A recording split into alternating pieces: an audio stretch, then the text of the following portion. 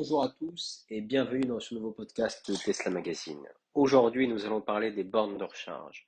Mais avant, j'aimerais que vous preniez 2 minutes pour vous abonner à cette chaîne parce que nous allons continuer à vous donner des informations essentielles sur l'équipement de votre véhicule électrique. Parce que nous en sommes convaincus, vous y réfléchissez, vous voulez changer. Ici, je ne m'adresse pas à des personnes qui ont déjà un véhicule électrique. Je veux m'adresser à des personnes qui n'en ont pas et qui ne sont pas forcément convaincues.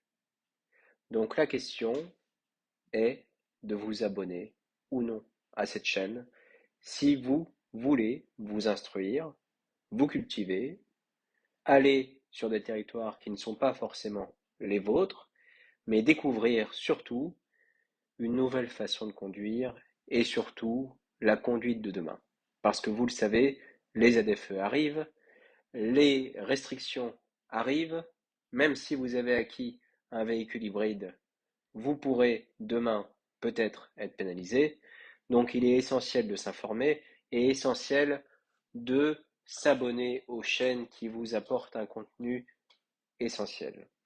Nous ne visons aucune promotion.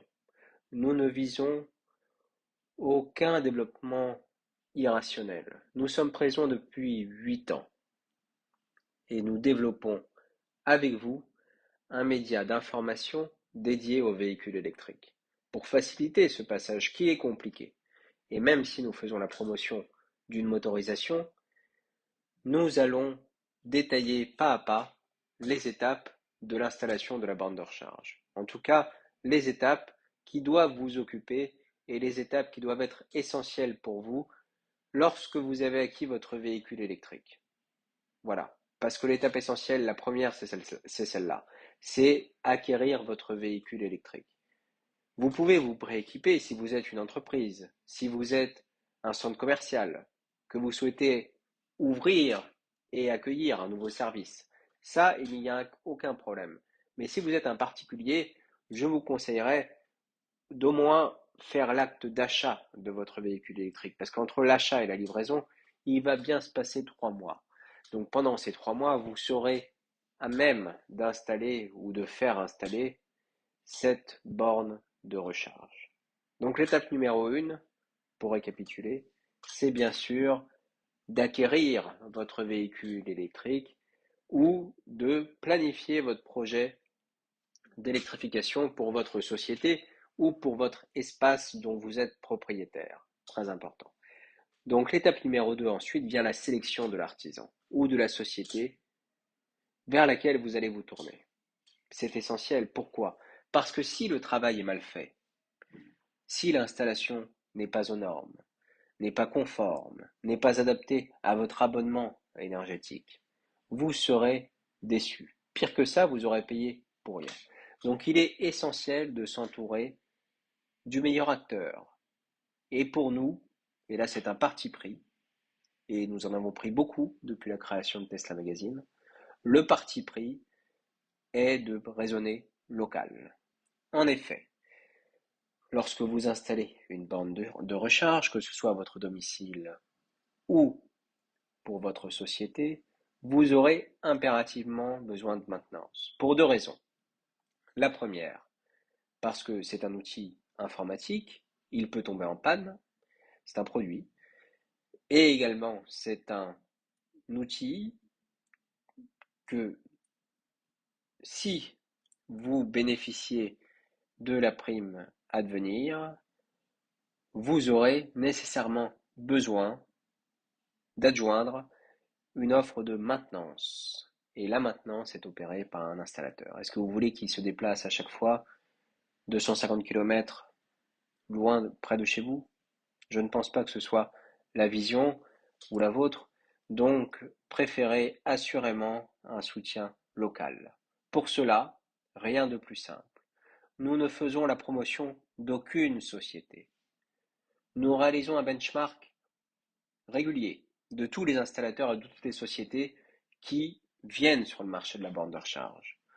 Nous accueillons les retours de nos lecteurs qui font appel à nos services pour proposer exclusivement un service de mise en relation avec un installateur de votre ville. Cette sélection est gratuite. Ce benchmark, vous n'y aurez pas accès, vous devrez faire confiance à l'opérateur que vous aurez au bout du fil.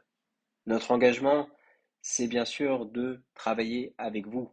Et c'est parce que nous travaillons avec nos lecteurs que ce système s'améliore. Chaque fois que nous avons un retour positif ou négatif d'un installateur, il remonte dans notre système.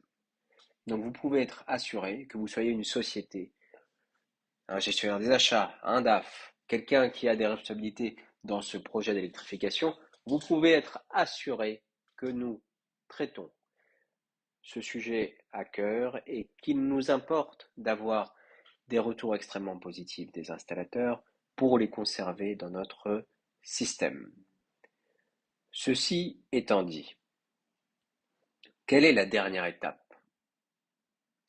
La dernière étape, c'est celle de la validation de l'installation. C'est désormais obligatoire lorsque vous êtes en collectivité, lorsque vous êtes en entreprise, et dès lors que vous êtes sur des enjeux d'électrification importants, puisque vous savez que la loi LOM recommande l'installation et le pré-équipement de 10% de votre parking. Si vous avez une surface commerciale, je vous laisse faire le calcul. Mais les travaux afférents sont d'ordre du génie civil, sont d'ordre de la sécurité de vos usagers, et dès lors, la dernière étape est bien sûr la validation de l'installation par un consuel, qui se fait de concert avec votre installateur. Donc c'est une opération transparente pour vous, mais qui est facturée dans la prestation de l'installateur et qui est malheureusement parfois occultée. Donc nous préférons vous la présenter, vous expliquer ce qui est fait et pourquoi c'est fait. Donc l'important aussi, c'est de ne pas laisser l'installateur prendre le risque, porter le risque total de son installation et de valider tous vos critères en tant que client. Si vous vouliez une installation qui soit escamotable, que vous soyez capable, par exemple, d'ajouter, d'adjoindre plusieurs bornes de recharge rapidement dans un délai court, le consuel validera ce point et vous n'aurez pas à vous fier à 100% à la parole de l'installateur. Et l'installateur aussi est rassuré puisque la confiance grandit entre vous et l'installateur. Puisqu'effectivement, lorsqu'un tiers valide les éléments qui vous partagent, vous êtes heureusement beaucoup plus enclin à comprendre et à accepter son point de vue. Donc je vous remercie pour votre écoute sur les 3 étapes pour bien installer une borne de recharge à votre domicile, à votre hôtel, à votre maison d'hôte, dans votre ville, si vous êtes le maire de votre ville, et bien sûr pour tous les usagers de véhicules électriques qui souhaitent bien sûr découvrir la mobilité électrique au meilleur jour, avec des tarifs de recharge qui sont les plus avantageux et avec un temps gagné à ne pas rechercher une place de stationnement pour se recharger et à profiter le plus rapidement possible de la puissance de votre véhicule électrique. Si vous avez la moindre question, je laisse également nos contacts dans cette vidéo. Vous retrouverez bien sûr les liens que j'ai cités dans cette vidéo, c'est-à-dire les liens vers l'interface de mise en relation avec nos installateurs. Le service est entièrement gratuit pour vous et sans engagement. Vous êtes les porteurs de projets. Encore plus si vous n'avez pas de véhicule électrique, le soin apporté à votre demande sera très important. Maintenant, je vous souhaite une bonne journée et je vous dis à très bientôt. N'oubliez pas de vous abonner si vous voulez continuer à recevoir des informations essentielles sur votre équipement en véhicule électrique. Merci.